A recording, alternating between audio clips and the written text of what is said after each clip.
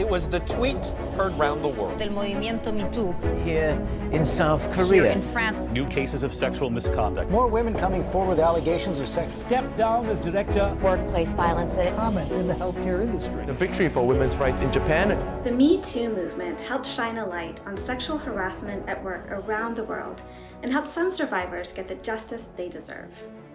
But even before Me Too, workers, employers, and government members of the International Labor Organization, or the ILO, which sets global labor standards, have worked together to end violence and harassment at work.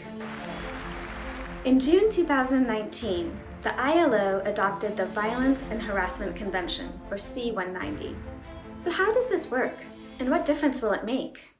Well, the treaty requires governments to adopt laws that prevent and respond to violence and harassment at work. It ensures that survivors have ways to make complaints, have protection from retaliation when they come forward, and have access to services and remedies. It also means that employers are responsible for preventing violence and harassment and must create workplace policies, provide training, and have channels for workers to make complaints. The treaty also defines violence and harassment in the world of work much more broadly than before.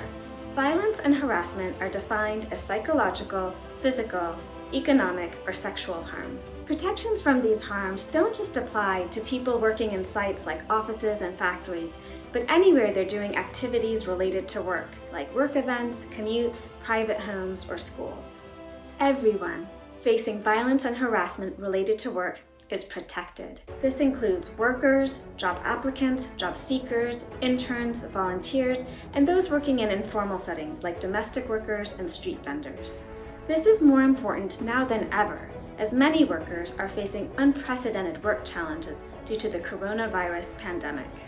The ILO Violence and Harassment Convention, or C-190 treaty, is a groundbreaking advance in workplace standards. But in order for it to be implemented, governments have to ratify it. And you have an important role to play. Ask your government to ratify C-190.